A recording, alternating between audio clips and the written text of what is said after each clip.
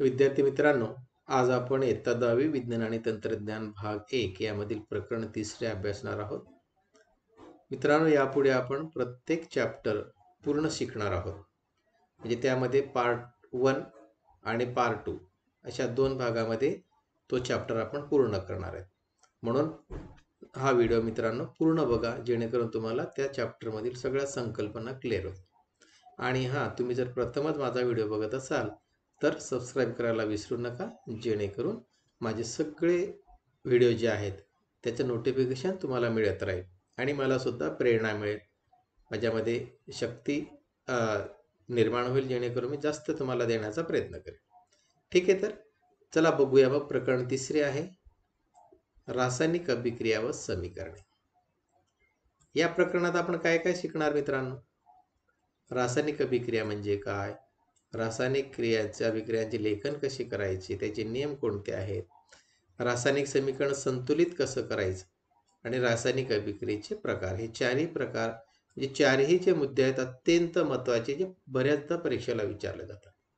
तर या संदर्भात आपण प्रथम माहिती बघणार आहोत यामध्ये की मूलद्रव्यांचे आणि संयुगाच्या रेणूचे प्रकार कोणकोणते आहेत हे आपण मागच्या तासात शिकलेलो आहोत. मूलद्रव्यांची संयुजा म्हणजे काय हे आपण थोडं आठवलं तर आपल्याला कळेल. तर विविध संयुगाची रासायनिक रेणूसूत्रे लिहिण्यासाठी कोणती माहिती आवश्यक असते किंवा संयुगाची रेणूसूत्रे कशी लिहितात? तर रासायनिक मूलद्रव्याच्या रासायनिक संयुगे कशी निर्माण होतात हे आपण मागील इयत्तेमध्ये शिकलो आहोत. आपण हे शिकलो की रासायनिक बंध तयार करण्यासाठी जी प्रेरक शक्ती असते ती म्हणजेच पूर्ण अष्टक स्थितीचे इलेक्ट्रॉन स्वरूपण प्राप्त करणे. बघा काय शिकलो आपण की रासायनिक बंध करण्यामागे जी प्रेरक शक्ती असते ती शक्ती म्हणजेच काय, पूर्ण अष्टक स्थितीचे इलेक्ट्रॉन स्वरूपण. मग पूर्ण अष्टक स्थिती प्राप्त करण्यासाठी अणुसंयोज इलेक्ट्रॉनची देवाणघेवाण किंवा संधान करतो. जेव्हा अष्टक स्थिती पूर्ण करायची असेल तेव्हा अणू काय करतो, इलेक्ट्रॉनची देवाणघेवाण करतो किंवा काय करतो, संधान म्हणजे काय, शेअरिंग करत असतो आणि त्यामुळे मग त्याची अष्टक स्थिती पूर्ण होत असते. आता पुढे बघणारे मित्रांनो आपण रासायनिक अभिक्रिया म्हणजेच केमिकल रिॲक्शन काय आहे, कशी पूर्ण होते. तर मित्रांनो 18व्या आणि 19व्या शतकात काय झालं, काही शास्त्रज्ञांनी रासायनिक अभिक्रियांच्या संदर्भात मूलभूत प्रयोग केले होते आणि त्यांनी प्रयोगातून असे सिद्ध करून दाखवले की रासायनिक अभिक्रिया होताना काय होतं, द्रव्याचे संघटन बदलते आणि हा बदल जो आहे हा कायमस्वरूपी असतो असं त्यांच्या निदर्शनात आले. केव्हा? 18व्या आणि 19व्या शतकामध्ये काही शास्त्रज्ञांनी रासायनिक अभिक्रियेच्या संदर्भात अनेक असे मूलभूत प्रयोग केले. त्या प्रयोगातून त्यांना काय सिद्ध करता आलं की रासायनिक अभिक्रिया होताना द्रव्याचे संघटन बदलते आणि हा बदल कायमस्वरूपी असतो.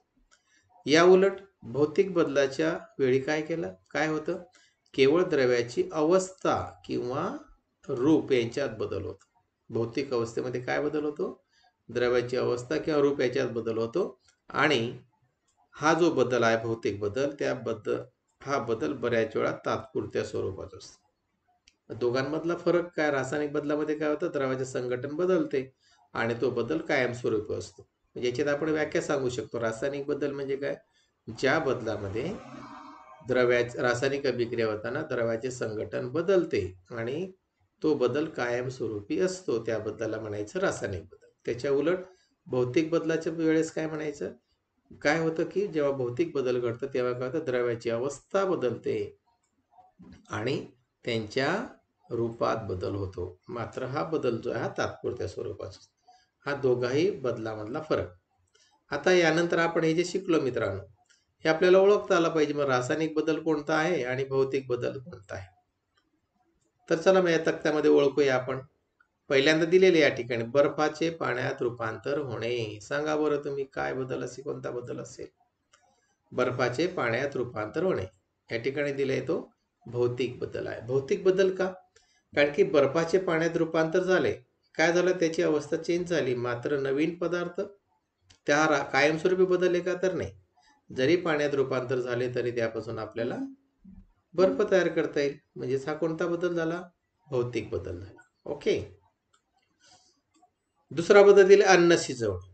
मग अन्न शिजवणे जो आहे याच्यामध्ये काय होतं, अन्न एकदा शिजल्यानंतर एकदा भाजी बनवली आपण, वांग्याची भाजी बनवली, तर परत तयार केलेल्या भाजीपासून वांगे तयार करता येईल का? नाही. तर हा कायमस्वरूपी बदल. मग अशा प्रकारचा बदल म्हणजे कोणता? रासायनिक बदल. ठीक आहे, तुम्हाला कळत असेल. आता तुम्ही सांगा या ठिकाणी फळ परिपक्व होणे. कैरी आहे, कैऱ्यापासून पिकलेला आंबा तयार झाला. मग आंबा तयार झाल्यानंतर पिकलेला आंबा आहे त्यापासून कैरी तयार करता येईल का? नाही. म्हणजे कायमस्वरूपी बदल म्हणून कोणता बदल झाला हा? तर हा जो आहे हा बदल आला रासायनिक बदल. ओके.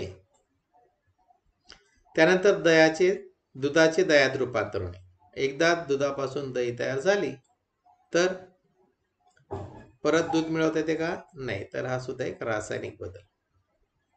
बरोबर ना? म्हणजे अशा पद्धतीने आपण हे भौतिक बदल आहे का रासायनिक बदल ओळखू शकतो.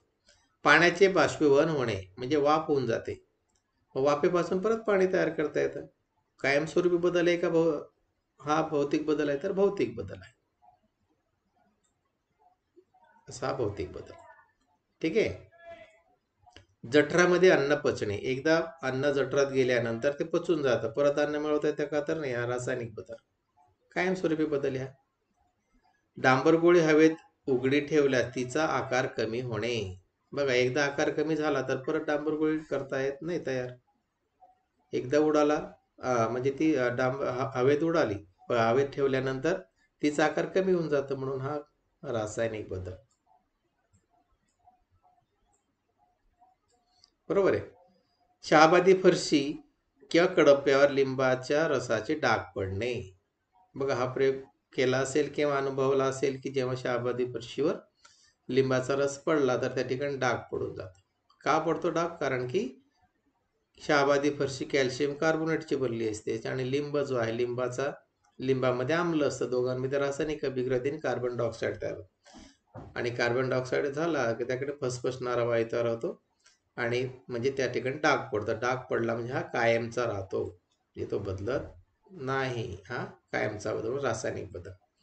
आता उंचीवरून पडून काचेची वस्तू फुटणे. एखादी वस्तू काचेची वरून पडली तर काय होईल? हा एक संभ्रमात टाकणारा प्रश्न आहे. तर त्यापासून नवीन वस्तू तयार करता येईल की नाही? कायमस्वरूपी बदल आहे का? नाही. एखादी बरणी ग्लास फुटली तर ते काच गोळा केल्यानंतर त्यापासून पुन्हा त्या काचेला वितळून त्यापासून आपल्याला बरणी तयार करता येईल. म्हणजेच हा सुद्धा एक भौतिक बदल आहे. म्हणजे अशा पद्धतीने हा दोघांमधला फरक आपल्याला अभ्यासता येईल मित्रांनो. तुम्हाला नक्कीच कळालेलं असेल. आता आपण बघणार तो म्हणजे पुढचा मुद्दा काय आहे.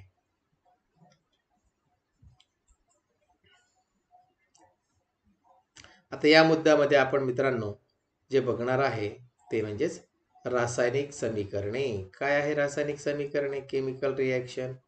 हे नीट समजून घेऊया, कारण हे आपल्याला बऱ्याच वेळी कामात येत 12वी पर्यंत पर्यंत. तर बघा, हे कृती करायला लावलेले मित्रांनो की प्रथम एक रासायनिक अभिक्रिया बघायची आपल्याला. काय रासायनिक अभिक्रिया? कॉपर सल्फेट आणि हा निळ्या रंगाच्या द्रावणामध्ये आपल्याला जस्ताची पूड टाकायची. जस्त, झिंक. कॉपर सल्फेटच्या निळ्या रंगाच्या द्रावणात जस्ताची पूड घातल्यास काय होतं? झिंक सल्फेट ZnSO4 चे रंगीन द्रावण तयार होते. ही एक रासायनिक अभिक्रिया. बघा मित्र, काय? कॉपर सल्फेटच्या निळ्या रंगाच्या द्रावणात जस्ताची पूड घातल्यावर झिंक सल्फेटचे रंगीन द्रावण तयार होते. आता ही अभिक्रिया कशी लिहिणार बघा संक्षिप्त रूपामध्ये या पद्धतीने.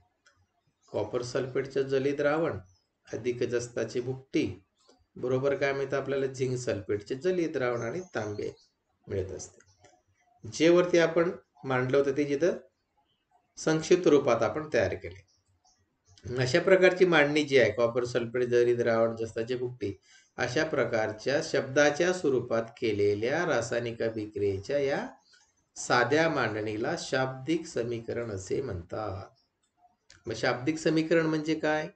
तर शब्दाच्या स्वरूपात केलेल्या रासायनिक अभिक्रियेच्या साध्या मांडणीला शाब्दिक समीकरण म्हणतात. हे कळालं असेल तुम्हाला. आणि जर आपल्याला हेच समीकरण अजून संक्षिप्त स्वरूपात म्हणजेच काय रासायनिक सूत्रांचा वापर करून जर आपल्याला मांडायचं असेल तर कसं लिहिता येईल बघा, पुढील प्रमाणे लिहिता येईल आपल्याला. हे कळते तुम्हाला?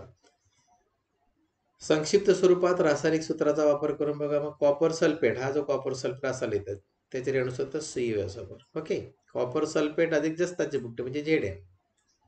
हा बाण दाखवला.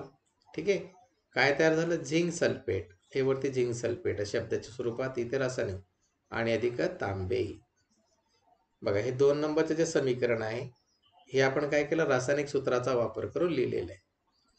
मग अशा रासायनिक सूत्राचा वापर करून रासायनिक अभिक्रियेच्या संक्षिप्त स्वरूपात केलेल्या मांडणीला रासायनिक समीकरण असे म्हणतात. बघा, हे जे समीकरण लिहिलं, काय लिहिलं केलं आपण? रासायनिक सूत्राचा वापर करून रासायनिक अभिक्रियेच्या संक्षिप्त स्वरूपात केलेल्या मांडणीला रासायनिक समीकरण असे म्हणतात. हे कळालं असेल तुम्हाला रासायनिक समीकरण म्हणजे काय.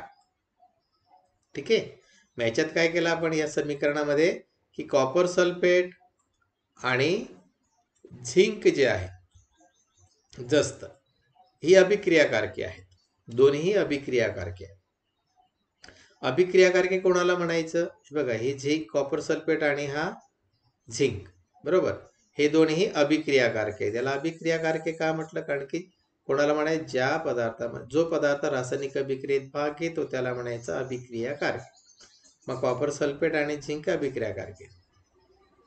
मग या दोघांची काय होते? एकमेकाबरोबर अभिक्रिया होते, बरोबर, आणि अभिक्रिया होऊन त्यापासून संपूर्ण वेगळे गुणधर्म असलेले तांब्याचे कण तयार होऊन जाते आणि रंगहीन असे झिंक सल्फेटचे द्रावण तयार होते. हे उत्पादिते तयार होतात. तांब्याचे कण आणि झिंक सल्फेटचे द्रावण. उत्पादिते कोणाला म्हणायचं? रासायनिक अभिक्रिया झाल्यानंतर जो नवीन पदार्थ तयार होतो त्याला म्हणतात उत्पादिते. म्हणजेच काय, अशा अभिक्रिया होताना कॉपर सल्फेट या अभिक्रियाकारकामधील आयनिक बंधाचे विभाजन होऊन जाते आणि तसेच झिंक सल्फेट जो या उत्पादितामधील आयनिक बंध अभिक्रिया होताना तयार होतो.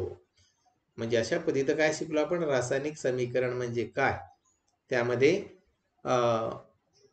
शाब्दिक समीकरण कोणाला म्हणायचं ते आपण शिकलो.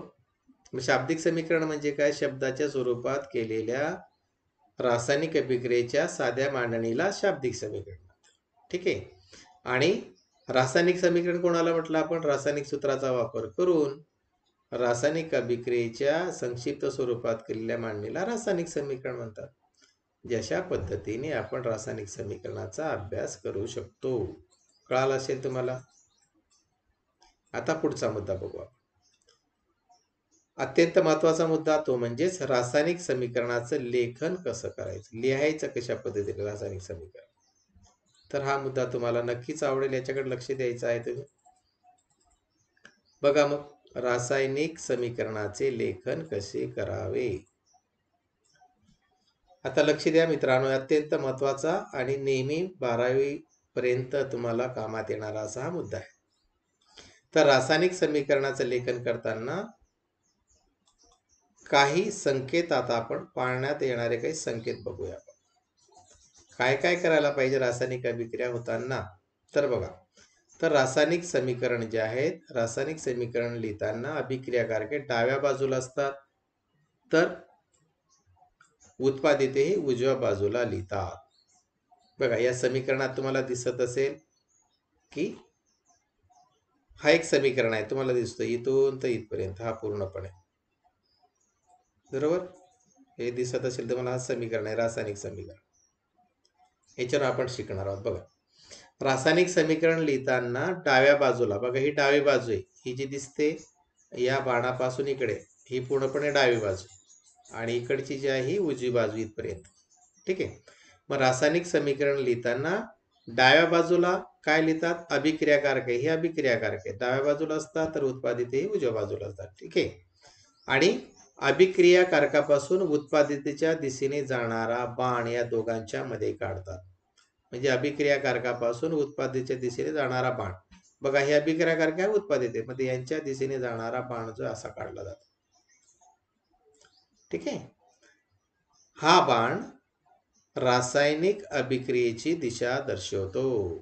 म्हणजे या बाणाचं काम काय, तर तो रासायनिक अभिक्रियेची दिशा दर्शवतो. मग पहिला नियम काय रासायनिक समीकरण लिहिताना, पहिला संकेत, तर रासायनिक अभिक्रिया लिहिताना अभिक्रियाकारके डाव्या बाजूला असतात तर उत्पादिते उजव्या बाजूला असतात. ठीक आहे. आणि अभिक्रियाकारकापासून उत्पादितेकडे जाणारा असा बाण असतो. दुसरा मुद्दा यामध्ये आपण अभ्यासणार तो म्हणजे, जर दोन किंवा अधिक अभिक्रियाकारके किंवा उत्पादिते असतील, रासायनिक अभिक्रियेमध्ये जर दोन किंवा अधिक अभिक्रियाकारके असतील तर काय होतं बघा. जर दोन किंवा अधिक अभिक्रियाकारके उत्पादित असतील तर त्यांच्यामध्ये अधिक या चिन्हाचा वापर केला जातो. बघा, या दोघांच्या मध्ये काय वापरतात, अधिक चिन्ह वापरतात. कोणामध्ये, अभिक्रियाकारके आणि उत्पादितामध्ये. बघा मी या ठिकाणी केलंय का, बघा दोन अभिक्रियाकारके म्हणून याच्यामध्ये काय केलं, हा अधिकचा वापर केला. इकडे उत्पादिते दोन आहेत म्हणून याच्यामध्ये हा अधिकचा वापर. म्हणजेच काय, दोन किंवा अधिक अभिक्रियाकारके किंवा उत्पादिते असतील तर त्यांच्यामध्ये अधिक या चिन्हाचा वापर करतात.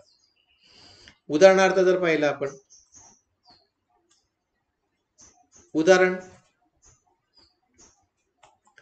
बघा समीकरण 2 मध्ये, या ठिकाणी समीकरण 2 दिसतं बघा, हे केलेलं आपण चौकट.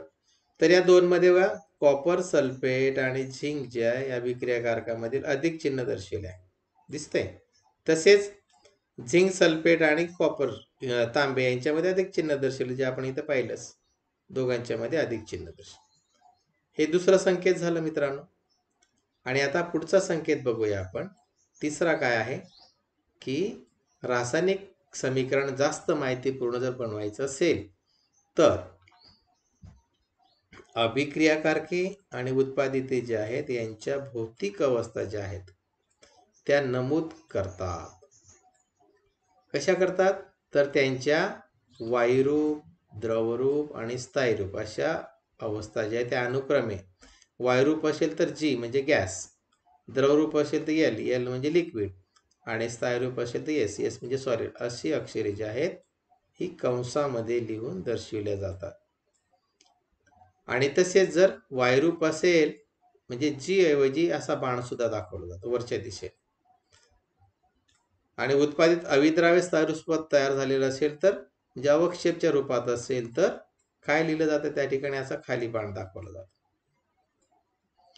जर अभिक्रियाकारक आणि उत्पादिते पाण्यातील द्रावणाच्या रूपात असतील तर जलीय द्रावणात, त्याला जलीय द्रावण म्हणतात, पाण्याच्या स्वरूपात असेल, व त्याच्या पुढे एक्यू लिहितात, पाण्याच्या स्वरूपात, एक्यू म्हणजे ॲक्विस, असे कंसात ते जलीय द्रावणाची अवस्था दर्शवतात.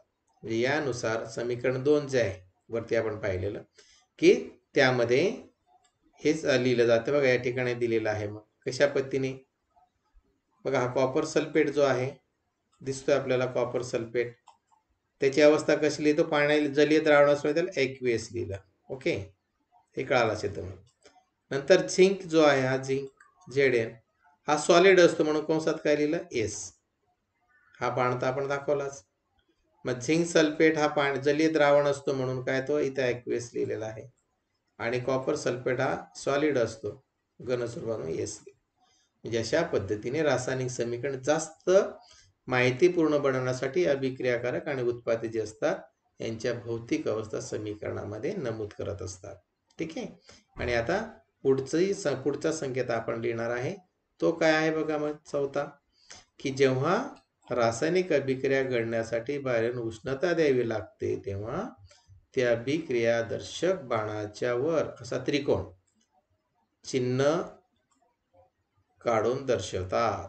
उदाहरणार्थ बघा, उदाहरणार्थ चुनखडी जर तापवली तर चुनकळी तयार होते. ही अभिक्रिया खालील प्रमाणे लिहितात. कशी लिहितात बघा, ही चुनकळी आहे, CaCO3 calcium carbonate solid state मध्ये असल्यामुळे, म्हणून त्या बाणाच्या वर काय लिहिलं जातं, असा त्रिकोण दिसतोय, त्रिकोण. म्हणजेच काय, जेव्हा रासायनिक अभिक्रिया घडण्यासाठी बाहेरून उष्णता द्यावी लागते तेव्हा अभिक्रियाकारक दर्शक बाण जो आहे त्याच्यावरती असा त्रिकोण चिन्ह काढून दर्शवतात. ही म्हणजे रासायनिक अभिक्रिया लिहितानाचा पुढचा एक संकेत आहे. ठीक आहे. तसेच आणखी एक उदाहरण देतात की कॉपर सल्फेट जलीय द्रावण आहे व जस्ताची पूड यांच्यात अभिक्रिया होताना उष्णता बाहेर पडते. म्हणजे उष्णता बाहेर पडते त्यावेळेस सुद्धा या ठिकाणी हे समीकरण दर्शवलं जातं वरती दिलेलं.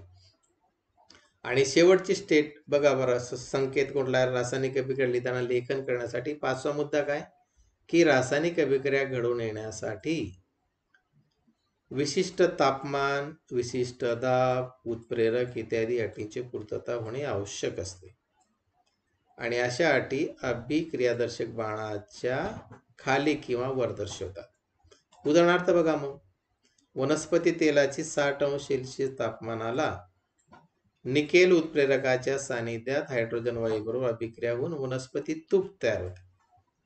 बघा मुद्दा काय बघतो आपण, काही अभिक्रिया घडून येण्यासाठी विशिष्ट तापमान, विशिष्ट दाब, उत्प्रेरक इत्यादी अटींची पूर्तता होणे आवश्यक असते. मग ते कसं लिहितात हे आपण बघूया. उदाहरणार्थ बघा, हे वनस्पती तेल आहे, हायड्रोजन बरोबर त्याची अभिक्रिया झाली. बघा तापमान दर्शवण्यासाठी या 60 अंश सेल्सिअस उत्प्रेरक असा लिहिला आणि वनस्पती तूप तयार होते. म्हणजेच काय, अभिक्रियाकारकाविषयी, उत्पादिताविषयी असणारी विशेष माहिती किंवा त्यांची नावे त्यांच्या सूत्राखाली लिहितात. उदाहरणार्थ तांब्याची सहंती नायट्रिक आम्लाबरोबर अभिक्रिया केली असता तांबूस रंगाचा विषारी नायट्रोजन ऑक्साईड वायू तयार होतो. बघा कसं लिहिलं, सहंत असेल तर. म्हणून बघा या ठिकाणी उदाहरण दिलेलं आहे रासायनिक अभिक्रिया. तांबे कॉपर सल्फेट याची कोणाबरोबर अभिक्रिया झाली, सहंत नायट्रिक आम्ल. हा नायट्रिक आम्ल पण तो कसा आहे, सहंत आहे, कॉन्सन्ट्रेटेड आहे. अभिक्रिया केली असता काय तयार होतं, मग त्यापासून तांबूस रंगाचा विषारी नायट्रोजन डायऑक्साईड तयार होतो. ठीक आहे, हा वायू तयार होतो. म्हणजे अशा पद्धतीने आपल्याला या समीकरणाच्या सहाय्याने दाखवत आहे. म्हणजे हा मुद्दा काय शिकलो आपण की रासायनिक समीकरण लिहित असताना कोणकोणती काळजी घ्यावी. म्हणजे रासायनिक समीकरणाचे लेखन कसे करावे हे आपण या ठिकाणी शिकलो. नक्कीच तुम्हाला हे आवडलेलं असेल मित्रांनो. आणि यानंतरचा मुद्दा जो आपण अभ्यासणार आहोत तो म्हणजे रासायनिक समीकरणाचं संतुलन कसं करायचं, हा आपण आता या प्रकरणातील दुसऱ्या सेकंड भागामध्ये बघूया. या ठिकाणी थांबू आणि लगेच आपण ते कंटिन्यू करूया. ठीक आहे, धन्यवाद.